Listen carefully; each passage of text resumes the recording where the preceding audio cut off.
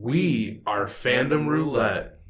Two nerds with a passion for History, video games, tabletop games, and, well, really any nerdy stuff that comes into our lives.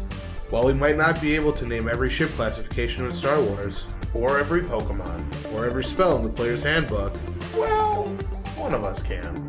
we're still here to have a good time.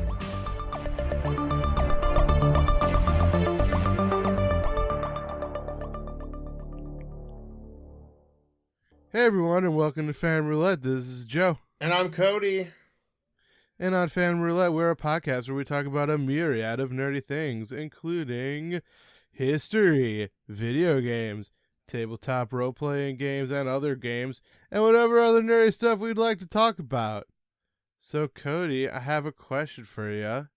I may or may not have an answer depending on what your question is. Oh, I mean, it's what nerdy stuff have you been up to, my friend? Yes. Well, I've been doing some D&D stuff. What? Yeah. That doesn't sound like you at all. Yeah, I've since the last time we played, or since the last time we talked, I've ran 2 games. Unfortunately, you were not able to make the one that you and I are playing in. Yeah, I had a prior conflict. Yeah, that's totally cool. And then I'm playing in a game, so lots of D&D. Oh, fun. And then I've been really getting back into Octopath Traveler, which was a game that came out a while ago, but just had its release on the PC. I didn't buy it on the PC, but I was looking at that game and I was like, man, I really enjoyed that game when I played it when we talked about it on the podcast. I should play it back. Yeah. And that's been draining my time. And it's also the Steam Summer Sale. And some Sinking City just came out, and I want to pick that up and buy every game on Steam. It's a bad week. I mean, I feel it's a bad week for my wallet. Remember what Octopath Traveler was again? It's the Final Fantasy, not Final Fantasy game, where it's kind of like... where you have like 8 protagonists or whatever? Yeah, and it's basically take the... You know, the style of, like, Final Fantasy 3 in America and, like, take the modern trappings of, like, turn-based RPGs and stuff like that, and they have a beautiful pixelated baby. It's like, that's Octopath. Okay. Yeah. Yeah. But that's basically been my life. What nerdy stuff have you been up to? Oh, well, there's a couple of things. I watched the Amazon original show, Good Omens. Dude, I want to see that, and I just haven't gotten around to watching it with Jess. How is it? It's delightful. Yes. I had not read, or I had at one point in my life started Good Omens the book. Yeah. And it was one of those things where like I had an e-reader, and it was on its like last legs of life, and it died while I was reading it, and I never like got back into it. But I'm kind of glad I never got back into it because like I didn't know the ending, and I don't know like how much they changed up the ending from like the original book or whatever, but like it was delightful and unexpected and quite a lot of fun. Do you know the premise of it? From the commercials I gather David Tennant's character is a devil, and the other guy who I'm spacing on the name of currently, Michael Sheen is playing an angel, and they have to work together to stop the apocalypse. Yeah, pretty much. Cool. The idea is that they've both kind of like gone native. Oh, okay. So okay. So they're like on Earth hanging out, being Earthlings. Yeah, they're like Michael Sheen loves going and eating sushi, and he likes finding rare books, and like David Tennant likes taking care of plants and like yelling things at them, and he likes listening to music and things like that. And so it's like they both quite like the world, and they don't want to see it destroyed because they like the things that are on the world, so they work together. It's fun. It's a good show. Nice. And then the other big thing is that I'm now a wizard. Hell yeah. I mean, what? I downloaded Harry Potter Wizard mobile app. It's Pokemon Go but with wizards. Okay. The game. Cool. I mean, it's literally like it's made by Niantic, or however you pronounce that company's name. I think that's close, yeah. It is basically just a reskinned Pokemon Go. where you walk around and you eat food for wizard energy, and you find mysterious things that you have to defeat, and you cast spells on them, and then you get them, and you have to collect a certain number of things before you can get like the points or whatever. And I was like, this is like a reskinned Pokemon Go, but I've been really enjoying it, mainly because I like the spell mechanic of it. Sure. So like in Pokemon Go, like, which I also had a lot of fun with when it first launched, you know, it basically like you just like flicked the screen. Yeah. And like this one, like you actually have to like trace spells, and you're like given a score based on like how good you traced the screen. Okay. So it's like a little bit more of like, in my opinion, like a gameplay aspect to it. Yeah. Versus Pokemon Go, where it was just kind of like flick.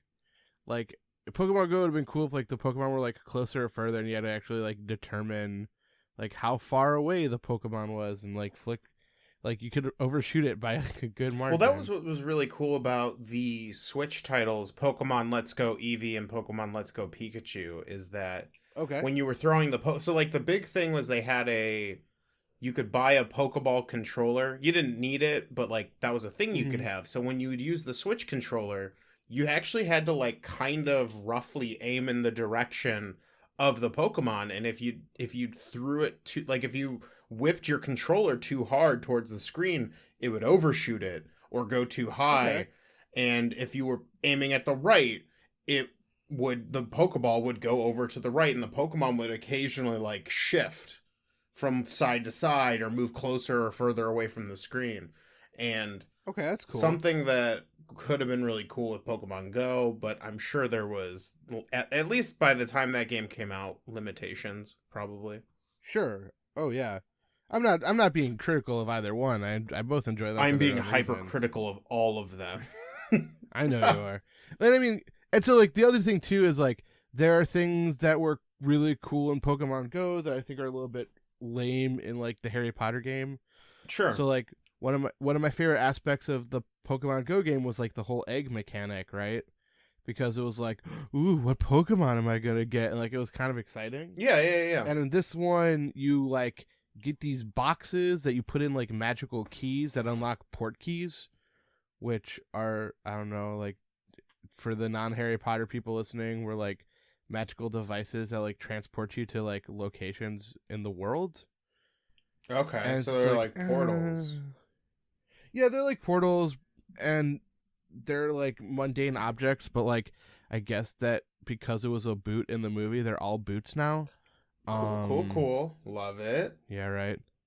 And so like I don't know. I haven't actually unlocked any like 10K port keys yet, but like there's like aspects of both, like things that tracked better in one and things that track better in the other, and this one actually has like a story associated with it, which is like there's a wizard whose like wife died or something, and so like people are suspecting him of casting all of these like evil spells, but then like, you know, everyone's like, oh, but he was such a nice man, and I can't believe he would do anything like quite this evil. And then Harry Potter's like, even the most humble of wizards can be evil because like my parents were killed by their best friend. I'm like, calm down, Harry. I don't really think he said that. Sometimes I skip through the dialogue scenes. But anyways. I mean, it's a cell phone game. I feel like it's there because it's like an old staple to games. But like you could just you could just tell me if it's like a phone game, is like throw your finger at the screen. There you go. You got your fake points. I don't know. I guess I'm just not as attached to the idea of using a cell phone for my gaming. Like, I'm cool with mobile gaming. Mm-hmm. Don't get it twisted. But for some reason, and maybe it's just my phone, because like I have a comparative to the phones that are out now. Mine could play Pokemon Go for like 10 minutes and it would drain my entire battery. Yeah. So like I look for those like really boring, but like I also love taking my Switch to like places and like playing games and stuff. Like if I have a moment where I'm going to be away from the home and have free time, you best be sure I'm bringing my Switch and like whatever game I'm playing at the time. Yeah, I mean, that's fair. Also, and I'm sorry to interrupt, since the last time we spoke, E3 happened. What? Yeah, the Electronic Entertainment Expo. I wonder if they dropped the Expo at the end of E3 yet. Probably not. So, no, I think it's just E3 now, isn't it? Yeah. I believe it's just E3. And I will give a real quick rundown because we're not going to do a whole. If we were going to do an episode on it, it would be a whole episode. Maybe that'll be in like the future. Maybe, but this one was actually we're getting further away from it, like with every passing day. Exactly, so. And honestly, maybe not. My thoughts were this Nintendo's section was great. I feel like they fucking knocked it out of the park. They released more information on Luigi's Mansion 3, the new Animal Crossing game, which I'm fucking hype on. Because it's so like, if you're familiar with Animal Crossing, it's basically like live in a town filled with animals and like go around and fish and collect fossils and like make your house pretty. Like that's like, it's like a social game. Except you're really mostly playing it by yourself. It's a weird social game. But now they're adding like these like crafting elements to it where like you can pick up sticks and then you use the sticks to create an axe and then you use the axe to cut down the trees. So they're adding layers of this like crafting, and you're on this deserted island where you're like going to build the whole thing up from scratch instead of being just kind of like a rundown island. So I think Nintendo was like, more Zelda, please. Right. I mean, to be fair, I want more Zelda, but I'm really hype on this new Animal Crossing game. Also, they announced the sequel to Breath of the Wild. That trailer looks fucking rad. Zelda with Beyond the Wild. I'm pretty sure it's just called the sequel to Legend of Zelda Breath of the Wild as of right now. Because they announced was like, I don't know if that'll be the title when it comes out, but like that's what they said. They called it at E3. And spoilers for, I mean, I guess it's spoilers. It's a trailer. I have no idea when the trailer takes place. It may not even take place within the time span of the game. But Zelda's got short hair, and it's like, I love it. I love the way she looks with like the short. It's almost like a short bob, if memory serves. A Zelda game contradicting the Zelda timeline. That's like never happened before. Well, it's just we have no idea. Like it's Link and Zelda going through a cave, and they find like a shriveled up dead person, and then it comes to life. Like we know literally nothing about it, except for Could it be? It's probably using this similar, if not the exact same engine as Breath of the Wild, much like Majora's Mask was using the same engine as Ocarina of Time. Yeah. And Majora's Mask was great. It was a little convoluted, but it was great. So I'm looking forward to this. Nintendo killed it. All they did was like, yo dog, I heard you like really good games, so we're just going to throw games at you until your faces just melt off with games. They announced the new Smash characters, Banjo-Kazooie, and the hero, the quote-unquote hero from Dragon Warrior. It's actually Dragon Quest? Or Dragon Quest? Shit. The animated one? Yeah, well, it's it's that Square Enix RPG that kind of like is super popular in Japan. It doesn't have the same traction here. Blue Slimes is like their like signature monster from it. Okay. Although people will argue there's like huge differences there. But anyways, Nintendo did super good. I'm starting to learn more about myself with every E3. Microsoft's was awful. There was nothing that I was even remotely interested in. And like their big title thing that they were announcing was that they're working on a new console, and they show nothing. Ooh. It's called all I know is it's Project Scarlet, and it's using new hardware. Like, it's happening. Like, yeah, no shit, there's new hardware. I would hope you were using new hardware. Like, what a weird, and maybe it's like there was like a Halo trailer, but like that didn't interest me because I know nothing about Halo after 3. There was some Gears of War stuff, which I'm not like it's a very quote unquote super manly game where like you're big gruff dudes shooting people with machine guns that have chainsaws at the end of them. I believe you meant the male power fantasy? Yeah, all right. Thanks. So, not really my bag, although I think the main character in this one is a woman, which is like cool, but there's still like at the end of it there's like a picture of the Gears of War logo and she's like behind it, but then there's a bunch of big buff dudes all around her. So it's kind of like I feel like this is like one of those publicity stunts where like you didn't and maybe I'm wrong, I don't know the game company, but when you put a girl in a pretty much exclusively male-oriented game after like 5 games, I feel like you're just kind of phoning it in to be like, hey, look, we've got a girl in here. So like... You know the old saying, you can't make a Gears of War without breaking a few machismo dudes. Yeah, it's true. And also, weirdly, they're working with the Terminator franchise. Okay. And they have like a multiplayer Terminator skin thing. I don't know. Gears of War? Yeah, and I'm like, what? Like, that's such a weird hey guys, like it's segue. The 90s. Yeah. This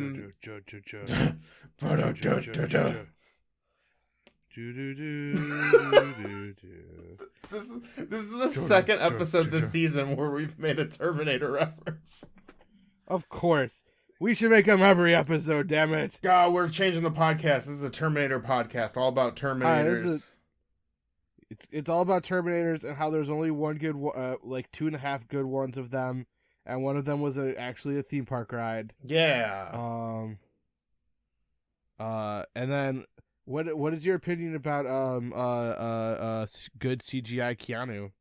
Oh my God, that was I mean, I was already super hyped for Cyberpunk 2077, but as soon as Keanu Reeves came out, I'm like, well, you just won the internet. Fucking CD Projekt Red, like, you were already, like, super awesome, and, you know, again, it was one of those Bethesda things, like, this company's been put on this really ridiculously high pedestal, and then they just fucking throw Keanu Reeves in it. It's like, all right, well, you know, you win. He loves movies. Yeah, I mean... He loves watching them, and he loves making them. Yeah, and it's super funny, because I remember saying to myself, before the Cyberpunk trailer came out, is like, the only way anybody can quote-unquote win E3 is if you throw some actor like Keanu Reeves into the mix.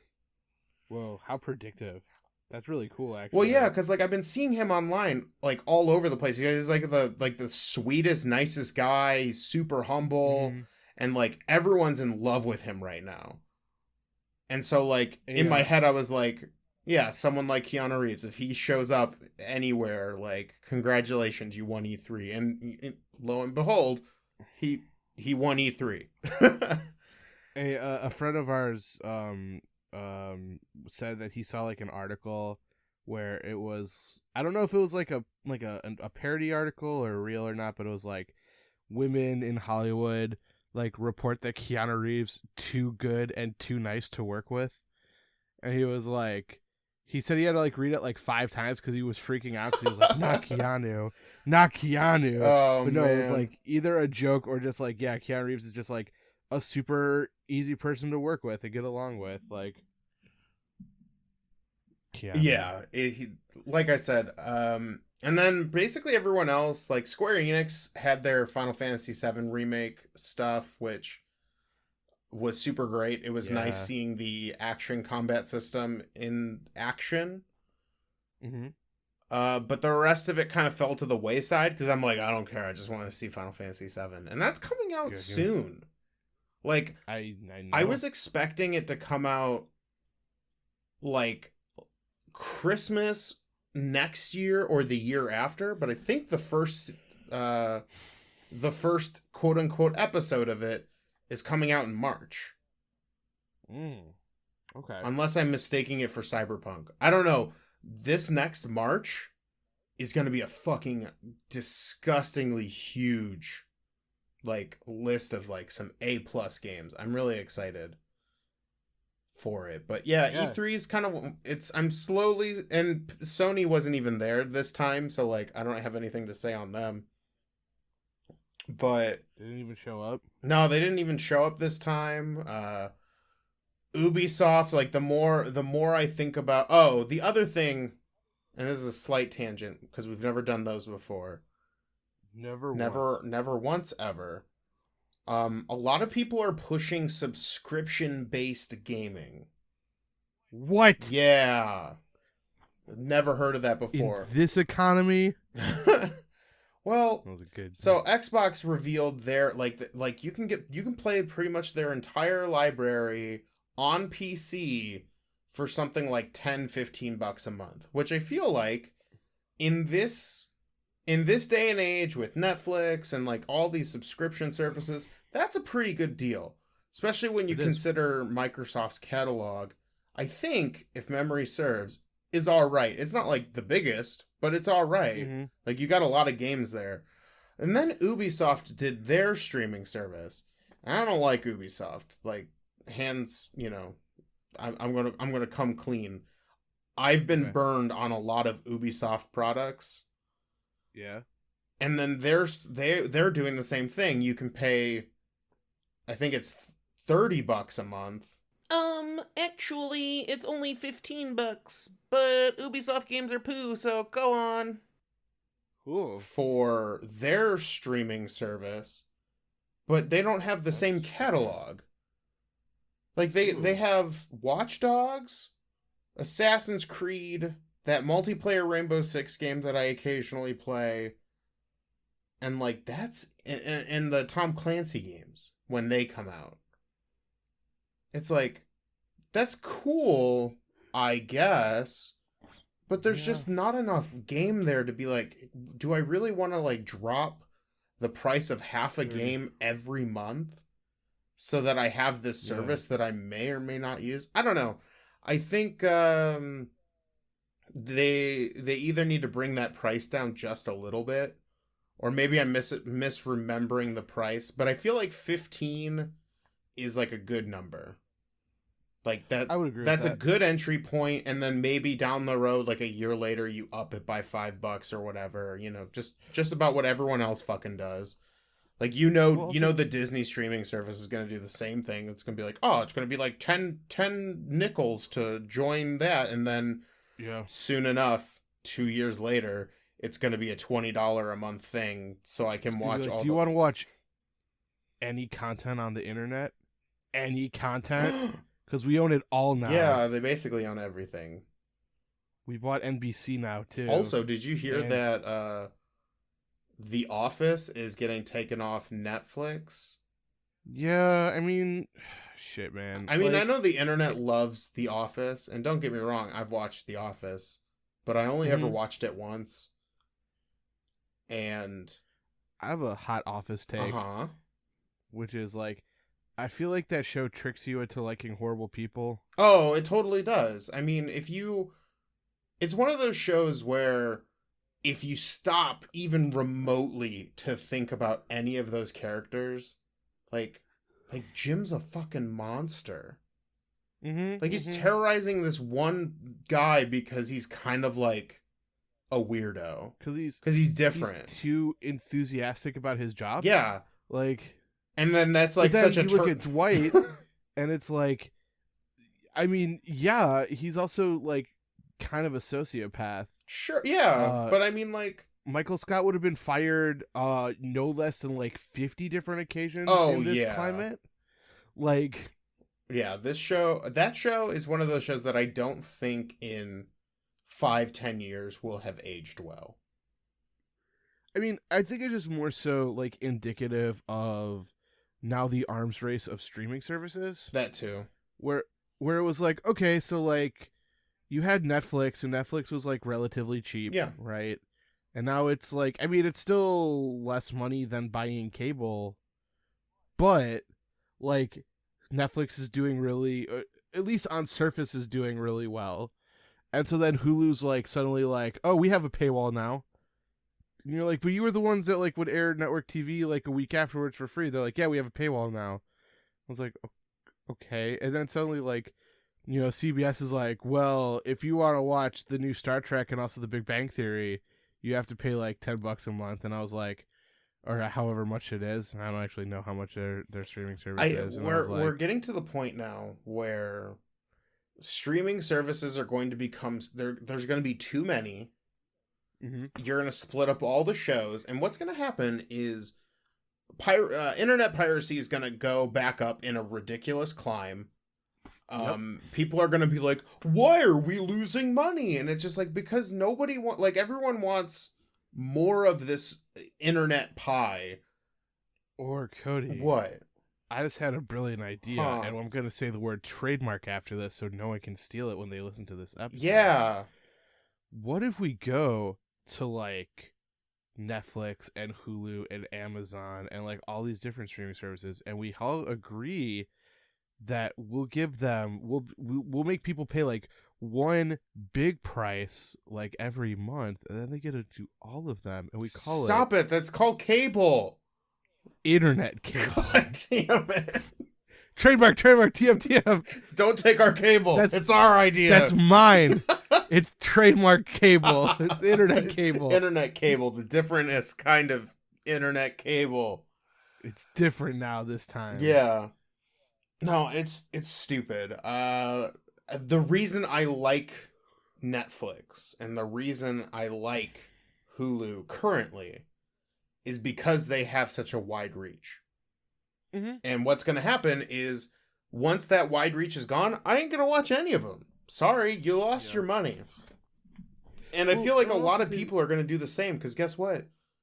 It is absurd the amount it costs to buy cable just to entertain yourself after work. Yeah, pretty much. The nice thing about Hulu and Netflix was like, hey, for $30-40 a month, math is totally not my strong suit, but for $30-40 a month, you can get some pretty good cable television shows, some movies, for a reasonable price. And then Netflix was like, oh, also check out this like original show we did. Are you guys interested in that? And it was like pretty good. And now they're just like, we are doing all original content. I'm like, but half the original content isn't even very good, Netflix. It's like, check out the Cloverfield paradox. It's like, no, I watched it once. Bummer. It was bad. Like, yeah, but you know what we should do before we stay? Episode? Yeah. No, this is good. It inadvertently became our E3 and becoming old men episode. Yeah. Congratulations, everybody. You are on episode 74 of the podcast where we talk about E3 and the struggles of aging old men. And another thing. Why is the music so loud nowadays? You know what the worst part about that is? No matter... It's not that much of a lie. It's not, and most of the TVs or any volume system unless it's like my headphones. My headphones are pretty loud. But like TVs, if I have them over 10 or 15, it's like, oh, that's too loud. And I'm like... What is the deal with that? But like when I was a kid, shit, man, I could jack that thing up to 50 and be like, I can't hear it. But I feel like 50 on like an old TV is like 6 on one of these modern TVs. Yeah, I don't know. Maybe it's like all TVs are made for bar settings and we just missed the memo. A cane just popped into my hand. Oh. I have a cane right here. Oh no. And my hair is gray now. Oh no. I'm getting all wrinkly and oh no, you chose poorly. I have this life alert around my neck now. Damn it. Oh, God. I've fallen and I can't get up. Oh, no.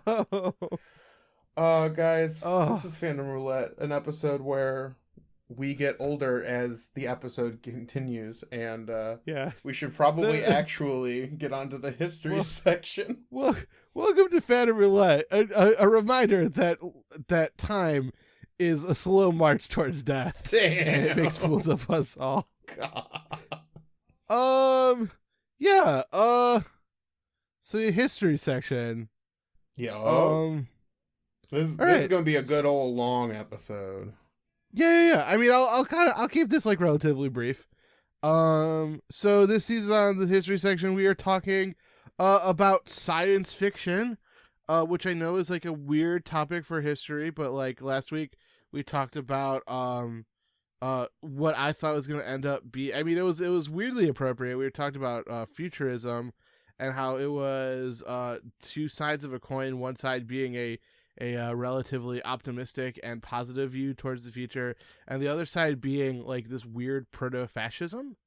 But in both cases, it was people like looking at trying to build the future. Just at one hand, the one group of people saw the future as being like a horrible, hideous, violent thing.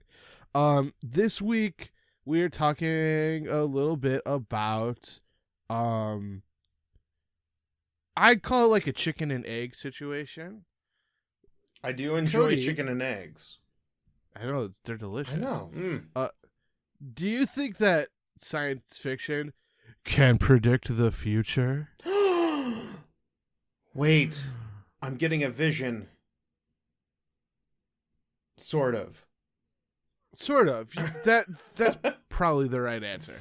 Okay, so chances are, if you're like out there in the world, like you might have seen things alluding to this or talking about this kind of idea. But if we look at science fiction, we see some things that are like weirdly predictive. There you go. And so like a really early example of this is honestly there is a book that's from the 2nd century AD, so like the year 200, written by a guy named Lucius of Samasta, and he wrote this book called True Stories. And basically in the book, the protagonist ventures to the distant realms of places like the moon and other planets.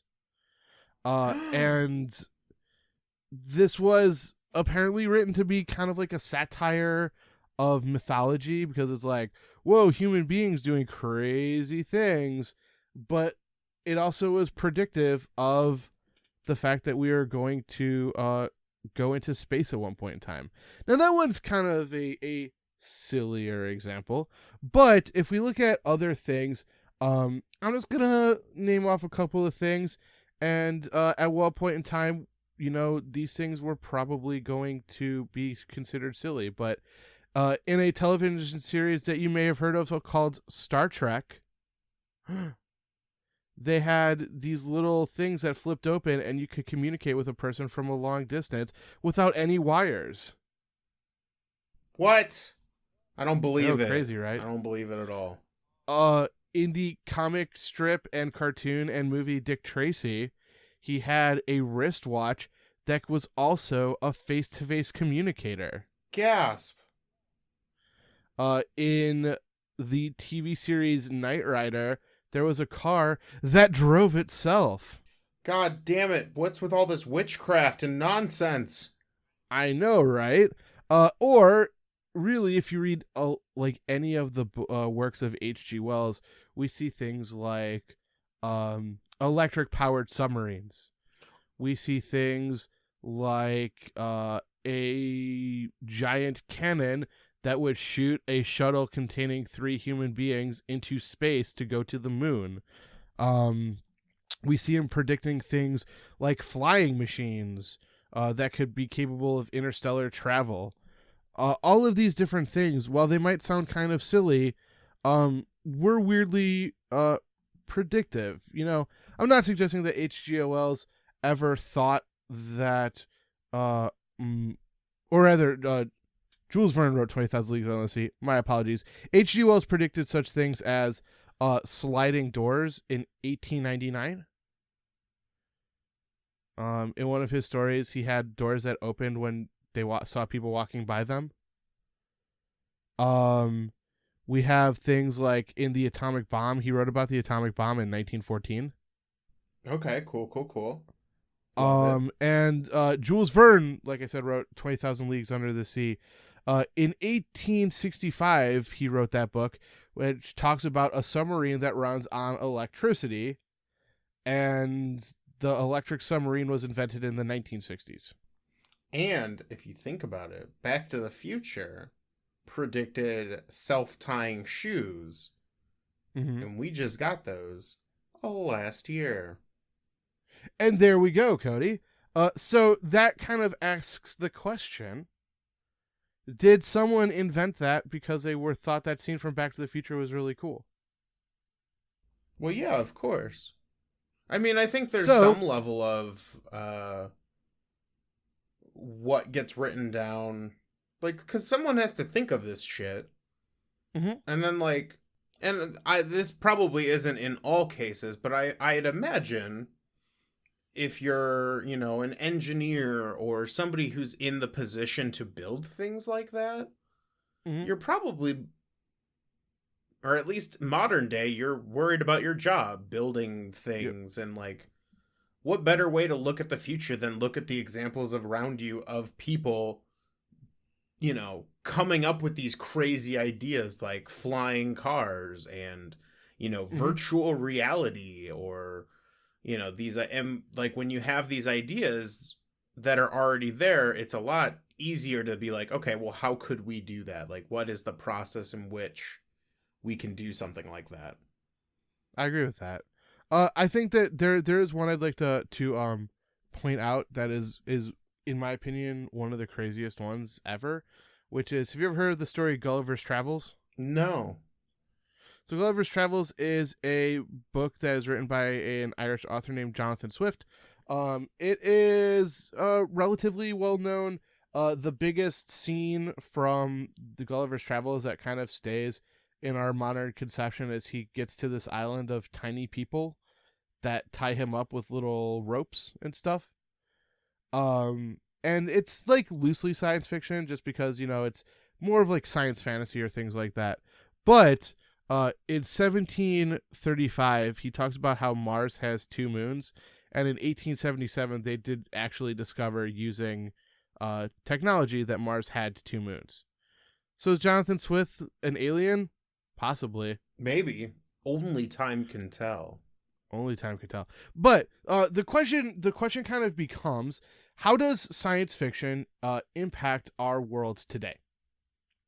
So, science fiction is often a genre that is written to talk about the social, talk about contemporary society, things like that. So, for instance, in the story 20,000 Leagues Under the Sea, Nemo, the captain, is a man who is angry at the world's pollution and angry at the world's violence towards one another. So he creates things like electric energy and electric powered things, and he has his own crazy island where he's going to blow up the rest of the world to create his own utopia, more or less. In the stories of H.G. Wells, we see him being critical of societal structures. And for things, more modern examples, things like Star Trek is a peaceful future where the two sides get together and talk about talk through their situations instead of looking at each other glaring, which, that show was written during the Cold War. So the way that it impacts us is that these technologies that they talk about are often ways to fulfill the ends to a means, right? So we need to get from point A to point B. So, wouldn't it be cool if there was a spaceship or a submarine that was powered by electricity, things like that. But to us, what they become is ways for us to try and fulfill these things that captured our imaginations when we were youth. So, for instance, the man who invented the first flip phone did say that he was directly inspired by the Star Trek communicator. Now, is this, a directly one-to-one thing? Probably not. There are probably people who are working on self-driving cars just because it's a neat idea that they were working for. But there is evidence to suggest that most all it's difficult to quantify like the impact of science fiction on science fact, but they definitely inform one another. One last example I'd like to talk about. I know this is kind of like a bouncing around all over the place, but this one was an idea I had to kind of help continue to set the scene. And next week we're going to get into really deep into the works of H.G. Wells and what he was talking about with his society. Is one last thing is how science technology impacted our daily life and our daily culture. So the last thing I'm going to talk about is Sputnik. Do you know what Sputnik is? It is a rocket ship? Kind of. It was the first satellite that was sent into space. Oh, that one. I know that guy. It also freaked America the fuck out because it was sent up by the Russians. Oh yeah, that's the Star Wars going on right there. Mm-hmm. And so, some people were freaking out because they thought that it was a spy satellite that was going to spy on the United States. Also, it showed that they had the technology to not only get a rocket into space, but to deliver something into space and things like that. But if you look at Sputnik, it's a round ball with lots of nodes pointing off of it and things like that. Basically, if you look at most of the Art Deco things from the time, a lot of people refer to it as kind of like Space Deco because Neat. It had those like weird kind of cones pointing off of it with like cones and silver balls, and everything was chrome. Everything had a very chrome aesthetic because that was the way that the future was going to look. That's what space was going to look like. It was a very Jetsons view of the future. The Jetsons, of course, being a cartoon that was a parody of like a sitcom just in the future. It was also like the Flintstones, but in space. Yeah. And so this might sound like a little rambly and things like that, but it's sort of this idea of science fiction is a useful tool to look at how the past sort of not only viewed themselves, but the hopes of the future. So things like Star Trek envisioned a peaceful future, but also envisioned a future where we had things like wireless communication devices that could instantaneously talk to another person, or computer screens that could communicate face-to-face across the galaxy. H.G. Wells predicted clean transportation. He predicted space travel and all these other really cool things. Other more modern day science fiction authors predicted things like waterbeds, weirdly enough. I remember waterbeds. That was the worst. Things like on-demand television. What? Laser. Yep, this was written in 1969 in a book called Stand on Zanzibar. Ooh. I know, that's a cool name. Things like bionic limbs were predicted in 1972. An automatic translator was predicted in 1980. All of these different things. For some it was ways to just make a story easier. For others, it was kind of belief that as technology continued and as our society continued to advance, we were going to create technologies that helped make our lives not only easier, but to do things like communicate better and communicate easier as well. So basically, I guess the sort of wrapping up of this one is that technology in science fiction is a chicken and egg situation. Did H.G. Wells predict the future? No. But as we read H.G. Wells, did we start dreaming about the future the present that we could currently have? Yes. And that's kind of a weird roundabout history section. But do you have any questions? You know what? No, I think we're on the same page on this one, but I am excited to see more of what is to come, because I do feel like this is like a big focal point in like talking about science fiction and what it offers on a big level. So not necessarily a question, but I'm just really like I'm anticipating like that eagerness to talk about like what did these science fiction or these predictions of the future, like how they've impacted us today. Yeah. So next time it's going to be about H.G. Wells and how he used the future to talk about his present and his hopes for the future. So, and I think on that note, I've probably time to go into the middle section. Hey guys, welcome to the middle section, or welcome. I guess kind of halfway through the whatever. This is where we tell you about our social media and things like that. Yeah. Now, Cody, I want to send you a tweet to tell you about how wrong you are about Microsoft at E3. How can I do that? You can do that by tweeting at us at fandomr_podcast. That's our Twitter handle. Did you like that? I loved it. It was great. Yeah. And let's say that 250 characters is just not enough for me. I want to write you a lengthier thing. You could send us a beautiful email. A lovely only email. Beautiful emails. Oh, well, no. But I'd appreciate it. But you can send us one of those beautiful emails at fanroulettepodcast@gmail.com. If it can't be cut into a Ken Burns documentary, don't bother sending it. Damn. Just kidding. We love you. If you don't want Joe to read it, then, write it like a normal person. Just put that in the header, yeah. But I don't want to give you my email because what if you sell it to Russia or something? Well, for starters, I wouldn't. I know, but neither would I, for the record. If you don't believe my beautiful words, I have a solution for you. Man, everything's just beautiful, huh? It's a beautiful day.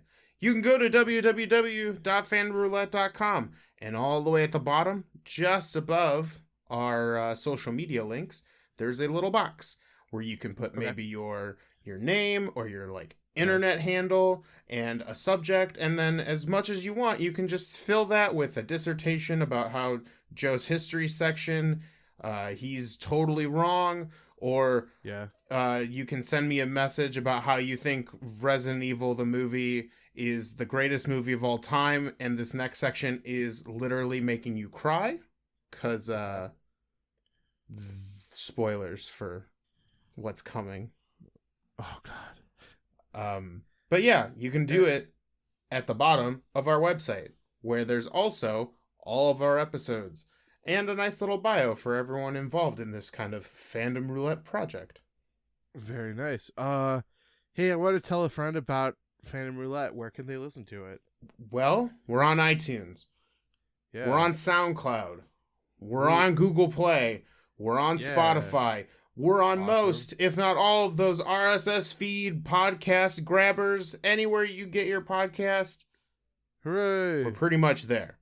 And we're always working on new projects to spread the Fandom Roulette lifeline to those. Yeah. And are there any other social medias that we can be found on? Yes. We're on Facebook. We're on Instagram. We're on Tumblr. Yeah. Is that it? That's it. However, before we go, we asked a question. We asked a question last week.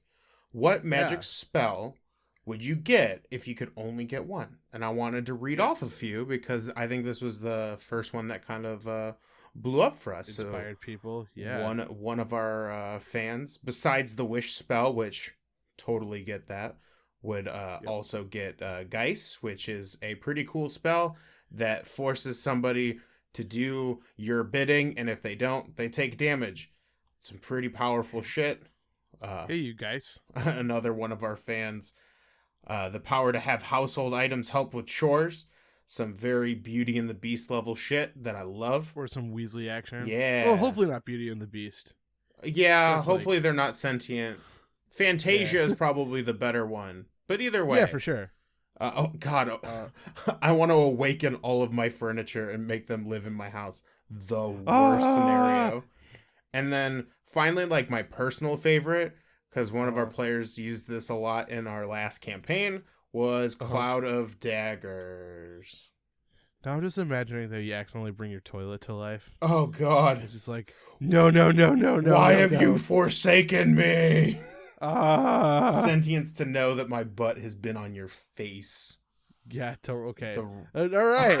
And now that the fun of that is done, it's time to move on.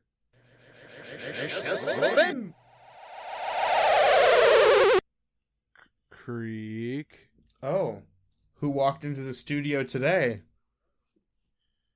I don't know. I'm looking around, and oh my God, there's a knife in my throat. Are you using Oh, Snake again? It's a Ninja Gaiden. Does he But I also... heard that this game was notoriously very hard. It is very hard. That's why he's got you cornered. He's and not a. no he's strategy nodding his guide head. will save you now. Oh God, no! That's an old bit, but I Ninja love that. Gaiden. What are you here for? Oh, he's whispering something into my ear right now. Okay, because He's a okay. silent protagonist. Yeah. He's like, has there ever been a movie made about my video game? God, I really hope not. Yeah, same. I mean, oh God, no, it's a good video game. It's such a good video game, but I don't please know don't if I murder can me. handle somebody falling to their death 20,000 times before the movie ends. Do you know what? That'd be entertaining, though. You're not wrong. There's probably a B movie out there that probably follows that formula. But No, the B movie stars Jerry Seinfeld. Heyo. the worst. Anyway, he wants. He put the knife closer to my throat. Okay. He wants you to talk about video game movie. Can you help us? Well, luckily this season, that's what we're talking about, Ninja Gaiden Ninja. So you can. Oh, phew, he put the knife Oh, away. thank He's the sitting Lord. down politely on the couch listening. Oh, very nice. Thank you. Yeah. So this week, I decided to go to a classic, one that I cherished as a young teen of 17. Yeah. We're talking about Resident Evil, the 2002 movie. And this is the first When the one. words were edges. The first one of 5? Or more? Older me, or tomorrow me, will put the real number in here. No, I think we should keep it 5. So, regardless of the correct answer. so Resident Evil, and I'm gonna put out a disclaimer / spoiler. We're spoiling the whole Resident Evil movie. So if you haven't seen it, and for some reason you want to, go see it before you finish this episode. Starring, like, Bulgaria's sweetheart Mila Jovovich. God, where is she from? I don't know. Off the top of my head, I don't. But Don't worry, anyways, don't worry, I'm on the case. spoiler for the movie and disclaimer. The things I'm going to talk about reference the Resident Evil genre that doesn't include most of the parts of 4, 5, and 6. Resident Evil 4, Okay. 5, and 6, the game, because those are kind of the outliers of the Resident Evil franchise. So when I talk about this stuff, I'm talking about Resident Evil 1, Resident Evil 2, 3, Code Veronica, even going to Resident Evil 7 where they kind of go back to their roots, the remake. She was from the Ukraine. Yeah, okay, that makes sense. That Okay, going checks. on. Sorry. So, Resident Evil is a survival horror game set in, at least the first one, in a spooky mansion where zombies and killer dogs and bioweapons stalk the mansion. And it's your job an to... evil residents, if you will. Yeah. Well, it's funny because Resident Evil is the American switchover. The literal Japanese translation, I believe, is called Biohazard. But Oh, it that didn't makes sit sense. right with American audience, I guess. So they were like, nah, let's change that. So anyways, the video game, if I were to sum it up in a very quick and dirty thing, a pharmaceutical company known as Umbrella is secretly creating bioweapons in an underground facility, which is the Spencer Estate in Raccoon City. An elite task force the main character, is tasked with investigating the mysterious disappearances in the nearby forest. Uh-huh. Shit goes bad. You gotta get out of there. Yeah. The movie, a pharmaceutical company named Umbrella is secretly creating bioweapons in an underground facility. Something goes wrong with the AI that runs the place, named Red Queen, that runs the facility and kills all the employees. An Umbrella task force is sent in to disable the AI and leave. The task force finds 3 civilians in the process. Things go to shit. They gotta get out of there. That's pretty much the same plot. Yeah. I mean, I'm being very, I'm very, like, I'm summarizing a lot and I'm boiling it down. But basically, I think Resident Evil was the perfect opportunity to be a thriller to a almost noir style movie where this pharmaceutical company, Umbrella, is creating these monsters, these zombies. Yeah. And in the games, you do a lot, like, you don't know that Umbrella is tied into all this right off the bat. You think this is just some rich, weird dude out in the forest. And you're stuck in his house. And then slowly but surely you find the secret underground lab. And, you find the kind of the core, location of where the zombies and all this stuff started. Okay. Some pretty good elements. Yeah. If you were any kind of movie film person, if you were to look at this game and like you were tasked with making a movie based on this, it would be pretty easy. Horror, survival, zombies. Yeah. Even the story has some, like, it's practically written up and like bundled into a nice little bow. Here's the script for your movie. Yeah. Sounds Hollywood pretty not good. Gonna do that though. Yeah. So Rotten Tomatoes gave it a 35%. Ooh, that's high. That's pretty high for a video game movie. In fact, I think there's only 4 movies on that list that are above 30. Well, that was Detective Pikachu. Well, right. Detective Pikachu being one of them. So, I decided with this one, because as a young teen, I loved this movie. I thought it was great. I think somewhere in my house, or maybe my sister has it because we borrowed and swapped DVD movies all the time. I have a copy of Resident Evil. Uh-huh. So I decided I'd go through it a second time to see if it holds up to those rosy colored glasses I have for it. It's not great. Nope. And it's unfortunate because there's a lot going for it in the direction that, like, hey, this is a pretty legit movie. It's pretty faithful to the core concept of Resident Evil. There's zombies, there's a secret corporation, there's mystery and intrigue, and then of course the horrors of zombies and bioweapons all make their appearance in this movie. Uh-huh. One of my big gripes with this movie is the main character and the, spoilers, villain of the movie, the person who started all of this, are given temporary amnesia that drives the other characters to explain what's going on. Oh, great. Yeah.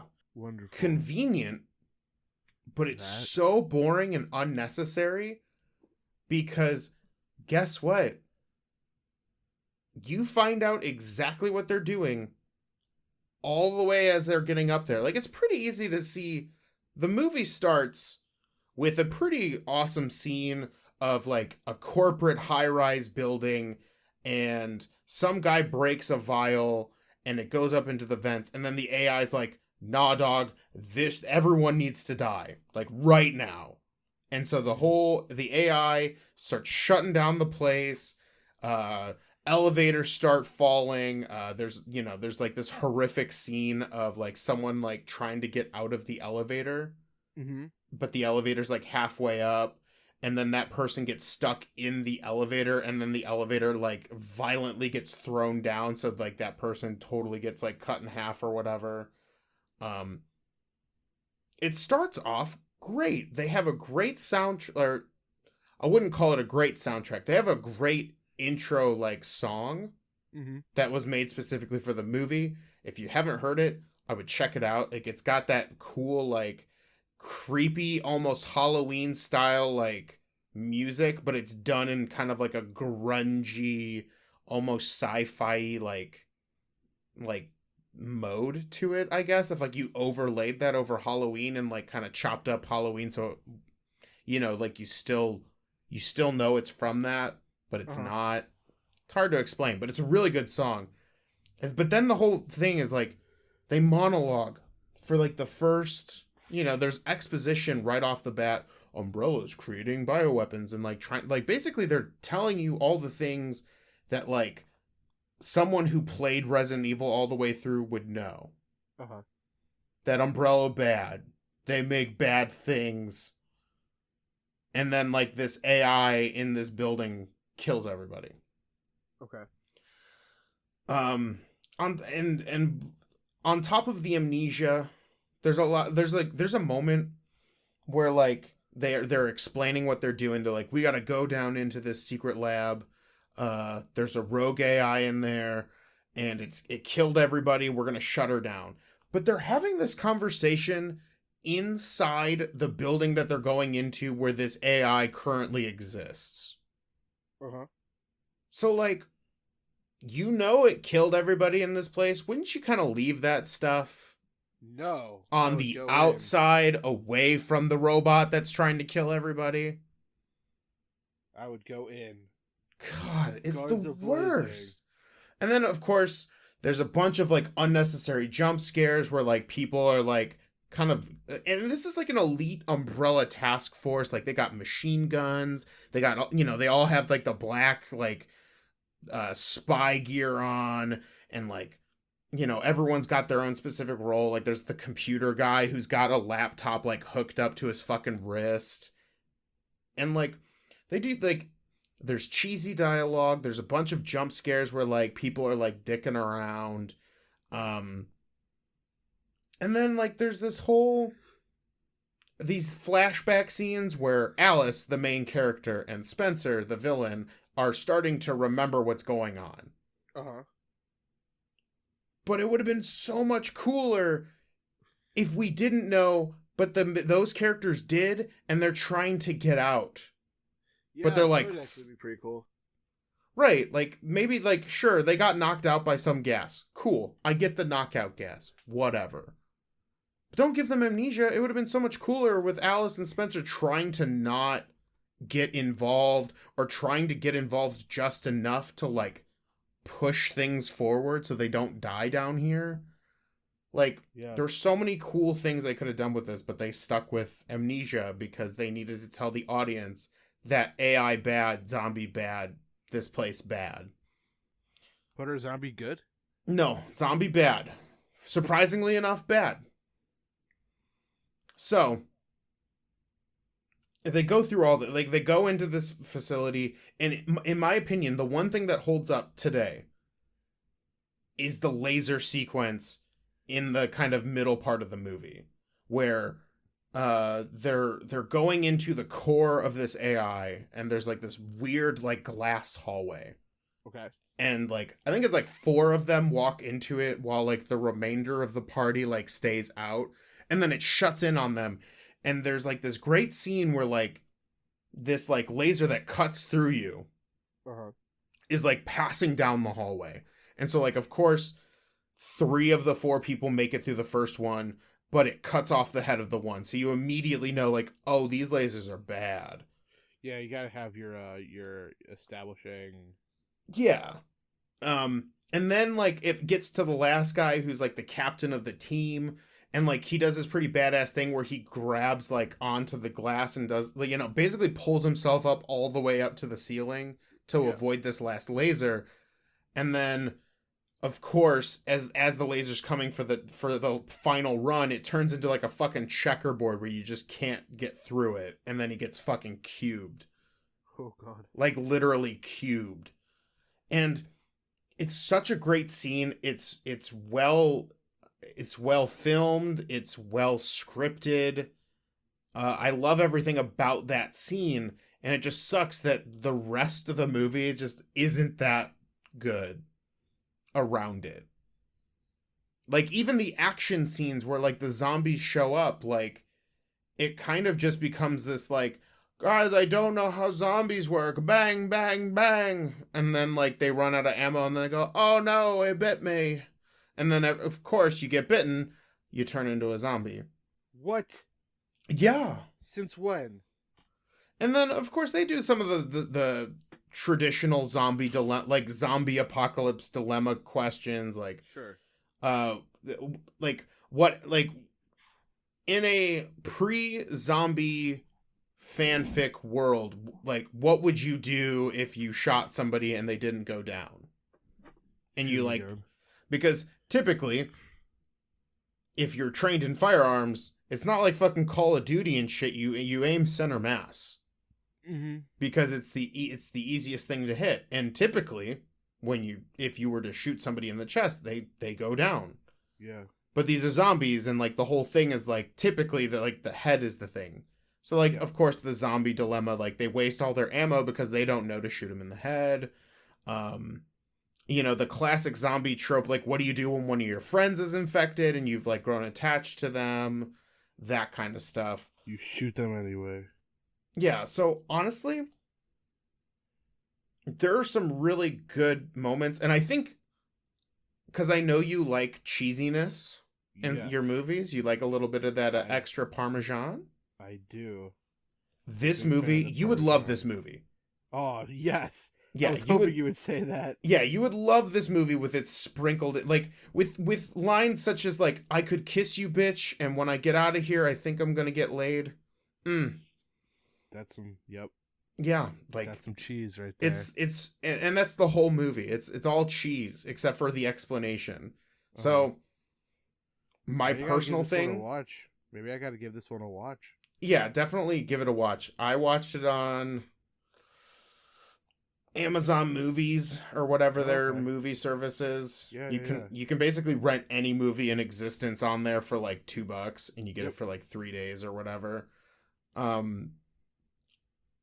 Like 17-year-old me loved this, but now it's like I get why it was a 35%. For real. I'm sure as like a kid you were like, they just don't understand. They just it's so. And then here's the problem.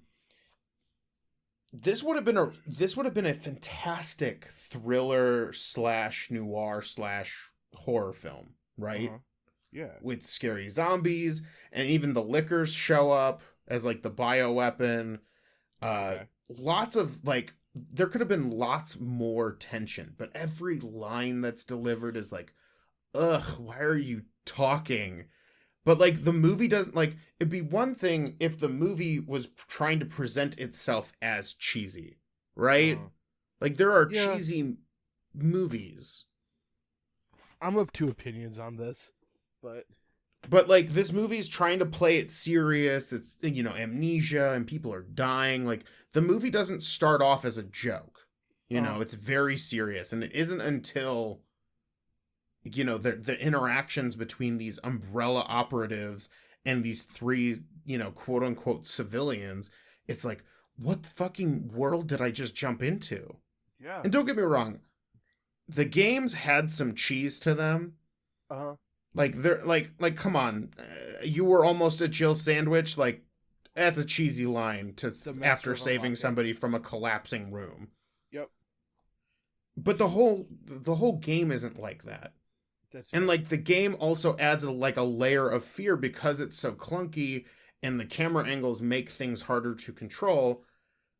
Like it's definitely a horror vibe, whereas this movie is definitely like an action thriller vibe, which is where the movies go. Like, spoiler alert for the rest of the movies, you know, sure, there are zombies and jump scares, I'm scared. It's mostly an action film from here on out, because then you find out that Alice is like some super soldier or something, and like she has clones, and then she fights like the Antichrist. Those are the other movies. I think this one's entertaining to watch. Okay. I would like, if you want an entertaining zombie like action thriller, Resident Evil, you can't go wrong. Sounds It's good. not what I wanted out of a Resident Evil film, though, if They that makes rarely sense. are. Yeah. So that's my thoughts on Resident Evil. It's entertaining, but not the Resident Evil I was looking for. The Ninja Gaiden guy is nodding his head. And now he's he threw down a smoke bomb and he ran away. And classic Ninja Gaiden. That was a weird one, Cody. Yeah. That encounter with this guy. All right. Yeah. So before we get into the final section of the podcast, I know it's already been I know, right? quite a bit. We'll We got keep a this garbage last section kid. brief. Ooh, a garbage kid. Yeah. How did you make this garbage kid? So, garbage kids are characters that we make through a awesome Wizards of the Coast book called Xanathar's Guide to Everything. It has everything. It has everything. It's a book that, like, I'm living in the book. That's how big it's gotten. Yeah. They're like, so making anyways, yourself as a... It's like making a campaign where you play yourself playing a D&D campaign. Yeah. Oh, God, we're getting too meta. So anyways, Right. every episode we create a garbage kid, a NPC, using awesome random tables from here. You get some fun, interesting options, but these are for you, the audience. And we use our patent pending, super awesome name generators to come up with the best names. And this week, we have Gunner Opera Slayer. Ooh. The I like elf monk. So, Paradox knows who their parents were and was born at home. Yeah. Paradox has 3 siblings and is the youngest. Okay. Paradox grew up in a small house in a poor neighborhood. They always found it easy to make friends and loved being around people. Very nice. Paradox became a monk because they sought instruction to gain deeper understanding of existence and their place in the world. Their monastery exists on the branches of an immense tree in the Fey Wild, another dimension. Very cool. Their monastic icon is that of the Kirin, a unicorn-like creature, and the monastery watches over the land in the manner of their icon. Okay. Their master was a tyrant, whom they had to defeat in single combat to complete their training. Paradox is 18 years old. Okay. And has had one life event leading up to this moment. Yeah, good job. Nice.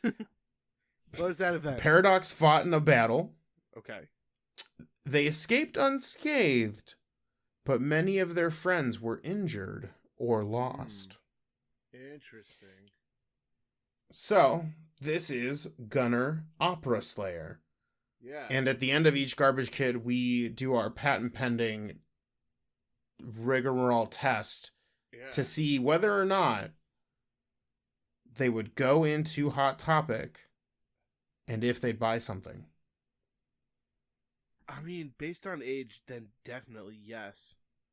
Yeah. Oh, absolutely. This was, as soon as I rolled the literal lowest for age, I was like, well, there we go.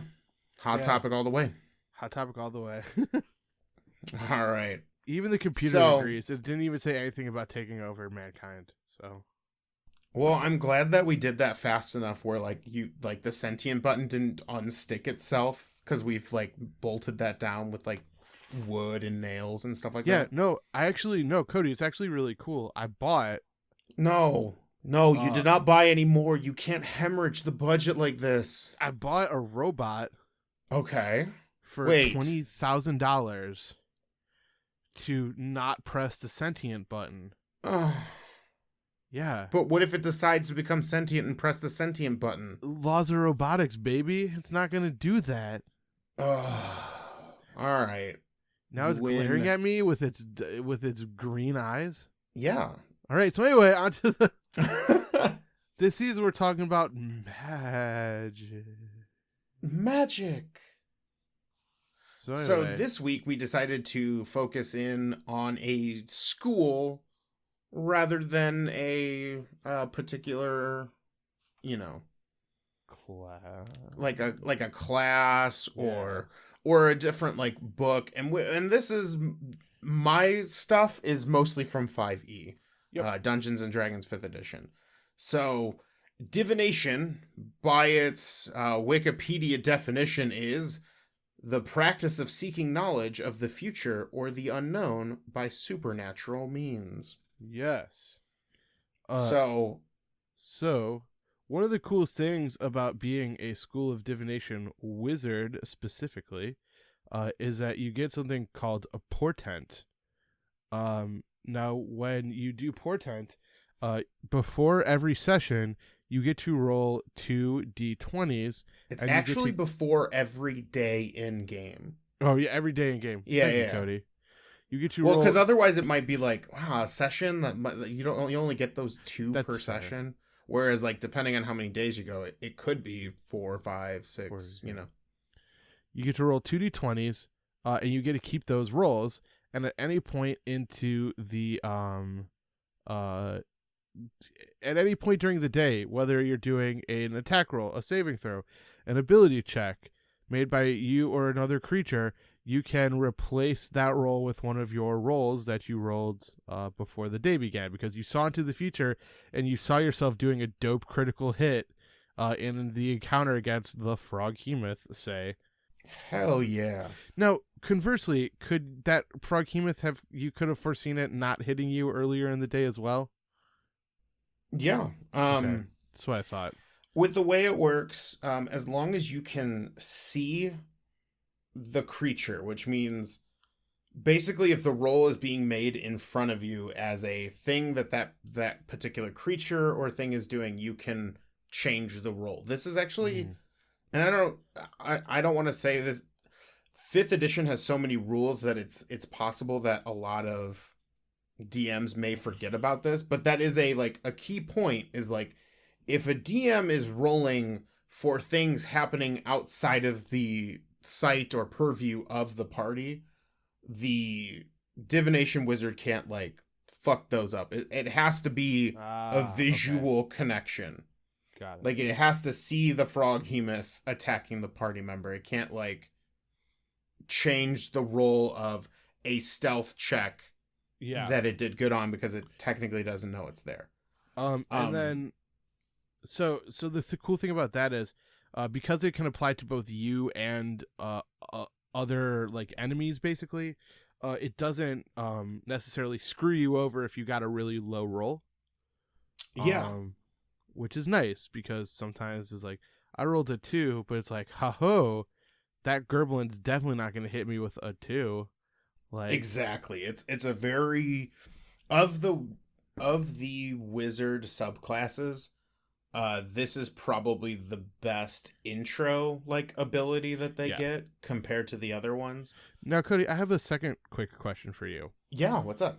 So as I was doing research for this section, I found myself looking at divination as a school subclass, as opposed to looking at how I usually look at spells by class. So as a divination wizard, you can copy down any copy of a divination spell for half of the gold. Yeah. Now, there are some divination spells that a wizard cannot get on their spell list, because it's like, oh, this is only for clerics and druids. As a divination wizard, can you learn a cleric divination spell in your spell book, or is that forbidden? I was trying to figure out what that meant. I think you can get that with feats or multi-classing into warlocks. I was not sure if it like opened up the realm of possibility that I could learn any divination spell regardless of class if I was a divination wizard. And this also depends on the world too. So I think Sure. official Dungeons and Dragons like material, you would like if like Hunter's Mark is an example of one that is very specifically for paladins and rangers. Sure. Your dungeon master might be like, fuck it. If you want Hunter's Mark on your divination wizard, someone has that spell. Okay.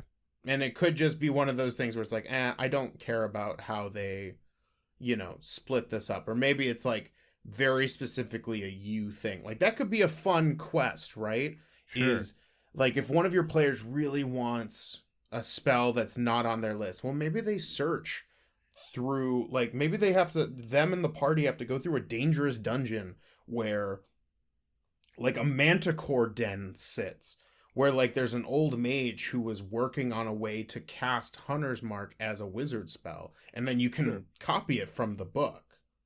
So like that's an interesting way to do it, but by rules as written, unless you do some feats or multi-classing, those spells are not purview to the wizard. Okay, thank you for the clarification, because I was actually honestly pretty confused by that as I was looking up this stuff. Yeah, that's one of that's one of the unfortunate things about the player's handbook and like the Dungeon Master's Guide is like there's a lot of rules, but they're all over the book, and sometimes they reference certain pages or sometimes they reference certain conditions, and you have to like kind of keep going back and forth in the book. So yeah, it can be a little confusing. When I was looking up the divination stuff, besides like the fact that divination wizards are fucking dope, and I love the idea of playing a divination wizard who has like horrific nightmares, which is like his portent ability, and like he actually hates being a divination wizard. That's a cool idea. But one of the things I was thinking about as a DM, divination wizards and spells present a unique opportunity for those who are not familiar with the game. Sure. Most, if not all, divination spells are basically ways to get answers about the world without making dice rolls. Yeah. For instance, scrying is like the kind of the big go-to one. I believe it's a 5th level spell where if you just know the name of the person, there's a chance you can like basically spy on them within 10 feet of their area, as long as they fail their save. Legend lore is similar. Right, and scrying becomes like a huge part of like endgame stuff, so like be prepared to understand how scrying works if you plan on playing a game with a wizard who wants to make it past like, level 10 or whatever. But also there are a lot of those spells like locate object and odd shit. I'm gonna butcher this. Augur or actually, I believe it's augury. There's a spell where you can ask a question about something that you're doing within the next like 10 minutes.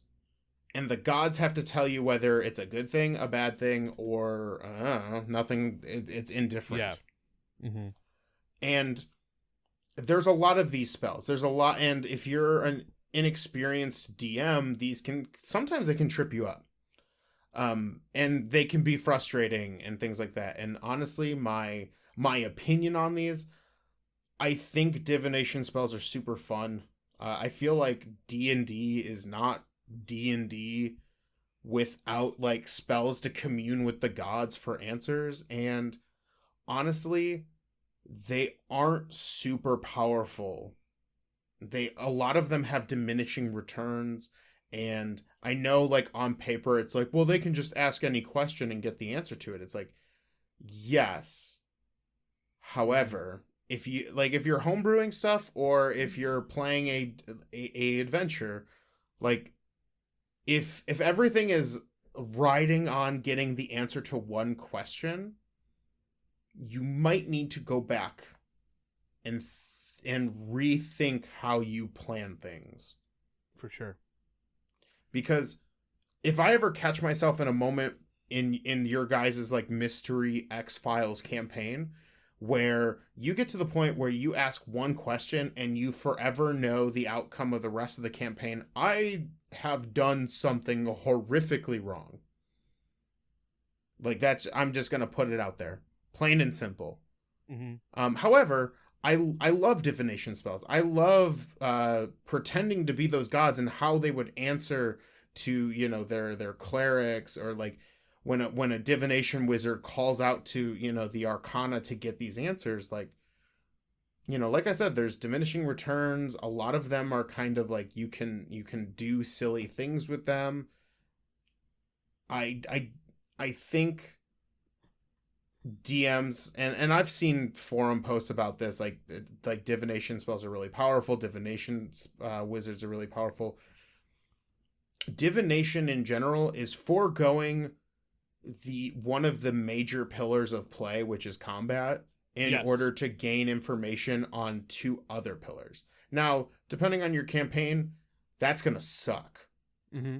Like, if you're in a very battle heavy campaign, having a divination wizard might not be the greatest. In fact, it's probably like ill advised, because sure, those 2d20s are great. But like the rest of their skills don't do a whole lot in terms of giving you more damage. Yeah. And divination wizards can be super awesome in campaigns where social and puzzle solving and stuff, it becomes the big thing. Yeah.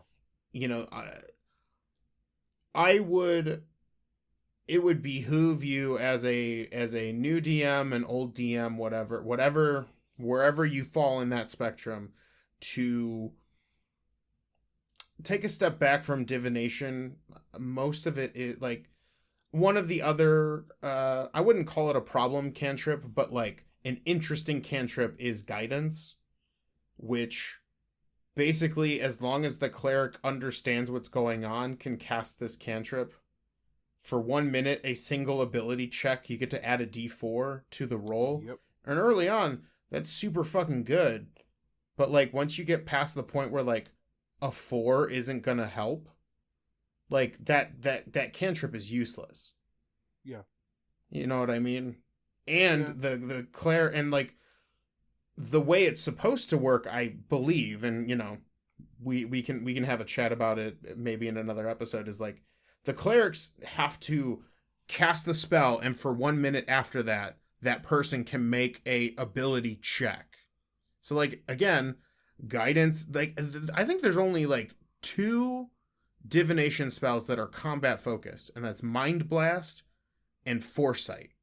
Mm-hmm. And Foresight is a 9th level spell, which is like level 20 shit. And at that point, if you're not using that for like Wish or something, like, I don't know. I think there is a, you know, when I was doing research, I found there were a lot, and, you know, maybe I'm just falling into the dark depths of the internet, but, you know, divination spells and stuff like that really hurt early playing DMs or low level games. And you know what? That's okay. Yeah. That's what they're there for. 'Cause, you know, they're foregoing any kind of combat prowess with the answer to a age-old riddle that gets them past the door to the Gnoll's lair. Sure, yeah. So that's my thoughts on divination magic. I love it. I think it's awesome, and I love the idea of scrying. And also, another DM tip: whatever your players use, you can use on them. Oh, for sure. So if they start scrying and start, you know, casting guidance with every check, what if the bad guys bring along their own cleric who just casts guidance on them to make sure they get to where they need to go, or they're scrying on you all the time? Like, these are things to think about as a DM. As a general rule of thumb, DMs have so much power in making things harder or easier. We just need to work at it a little bit. Yeah. So yeah, that's my thoughts on divination magic. I love divination wizards. I love that portent ability. It's so fun. I agree. I hesitate to say that, like, I don't really have much outside of your thoughts on this. As I was looking at this, I was like, oh, this is a really interesting, like, non-combat wizard. And then I was thinking about, how it's like, depending on your crew and your style of gameplay, this might be a hindrance. But like, in our campaign right now, maybe having a divination wizard would have been a smart idea. Because our campaign right now is more noir-y and more mystery based, right? Yeah. But it's interesting because it's like, I feel like so many times when when you build a character and things like that, you want to have that combat ability up front and foremost. And wizards are already a little squishy. But Well, not only are they only squishy, but like oftentimes wizards, or like very specifically wizards, are not damage dealers in the traditional sense. No. Like their big gimme is like they have access to lots of crowd control, lots of unique opportunities, and a spell book that gives them a wide selection. Not quite the same selection as a divine caster like a cleric or a paladin, but pretty close if they're searching for spells. Yeah, I mean, like, it's the spells are fascinating. Like I mentioned earlier, one of the ones that I was really drawn to was legend lore. Oh, I love legend lore. Basically, like, if you say, like, you're burning a spell slot, but it could potentially prevent you from having to do a history check. Even really difficult. Like, when you say a name or a place or something like that, and the DM will give you information about that name or that place or what you're looking for, basically. You have other things like telepathic bonds, true see, a foresight. That's the divination wizard's kind of like big level 9 spell, things like that. I think that it's a unique challenge for a player to play a divination wizard, just because it makes you think about spells in a different way. In fact, I think one of my biggest regrets is playing a cleric is that I did not use more out of combat spells, because I would hoard spell slots for the encounters, right? Right. It's something that I think presents an interesting challenge for the player, just because it's making you think about this thing in like a different way. But yeah, those are kind of my major thoughts. Yeah. Also, if you play a halfling divination wizard with the lucky feat, you have the most fuck you dice of all people in all the land. Hell yeah. I would definitely be cautious of that, because I know I played with one and it was silly, and it was a good fun, but I know, like, I would say I have a pretty good patience and tolerance for like people trying to like metagame or like do like kind of broken combos that people find on the internet and stuff like that. Like, I played in a game with like, the variant fighter polearm master, like that whole shtick where like they're basically combat, like they're untouchable and they're just murder machines. Yeah, I'll also say one last quick thing. Not to sound like Cody, but it's why it's important to have a session 0. Because if someone comes and says, I want to be a divination wizard, and you were planning a more like work style campaign, talk to him about it and say like, hey, you might not necessarily be a gigantic, like, this might not match this style of play, but we can work together to make something that might work a little bit better for you. So yeah, or just like, expectations is always key. Like, bringing up that you're going to play a divination wizard gives the DM time to prepare, and vice versa. If you're going to play a divination wizard, it's nice to know in a session 0 that like, okay, I might not necessarily be the most optimal because there's going to be a lot of combat, but you know what? Those times that we're not going to be, I'm going to really shine, and that's okay, and that's something I'm into. So setting expectations. For sure. And then one last thing, I'm gonna pitch this week's question. Yes. And I'm gonna pitch it from the history section, actually, weirdly enough. With you're not allowed to answer like the lightsaber. I apologize in advance. But if you could invent one technology from a sci-fi series you really enjoy, what would that technology be? Oh shit, yeah. Love Right. it. Do you want to wrap her up? Yeah. All right, guys, thank you so much for listening to Fandom Roulette. Please Yes. rate, review, subscribe, tell a friend, pass it along, give us a review on iTunes or wherever else you can give reviews. This is a labor of love, and we're doing this in our free time for funsies, but we'd love to, build this thing up a little bit. Give us a like, follow us, follow us on Facebook, like our group, all that good stuff. And signing off for Fandom Roulette, this is Joe. And I'm Cody. And as always, stay nerdy. Stay super nerdy.